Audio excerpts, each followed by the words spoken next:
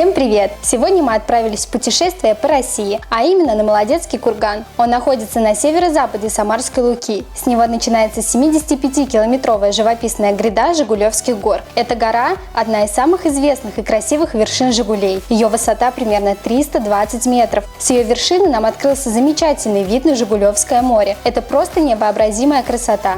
Подъехав к парковке, мы увидели необычные резные ворота с деревянными скульптурами легендарных молодца-разбойника и девицы-амазонки. Когда-то очень давно на пути реки возникла складка длиной почти в 100 километров из-за смещения земных пластин, а севернее образовался прогиб, куда и устремились воды реки. Так постепенно и сформировалась причудливая и легендарная излучина Волги. Действительно, этот курган просто уникален по своей сути. Отвесные скалы и уступы придают ему суровый вид. Местами на тонком слое щебневой почвы проглядывается каменистая степь, но один из склонов его покрыт густым лиственным лесом, а на вершине кургана можно увидеть, как растут реликтовые сосны, стремительно возносясь на фоне неба. На самом верху горы на наш взор падает небольшая невзрачная стела, которая напоминает туристам, что в 1890 году Молодецкий курган посетил Владимир Ильич. Вместе с друзьями из туристического кружка он совершал знаменитую сейчас Жигулевскую кругосветку. Было ему тогда всего лишь 20 лет. В этих местах встречается много редких растений, которые занесены в Красную книгу. К примеру,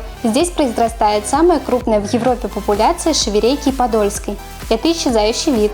Да и некоторые представители фауны, тоже очень редкие, к ним относятся орлан-белохвост, дыбка степная и бабочки Аполлона. С самой высокой вершины Молодецкого кургана открывается широкая величественная панорама водохранилища Усинского залива, окрестных гор и города Тольятти. Правда, мы его так и не смогли разглядеть. Наше путешествие на Молодецкий курган подходит к концу. Надеемся, что вы все-таки досмотрели его до конца и оно вам понравилось. Если да, то подпишись на канал и поставь лайк.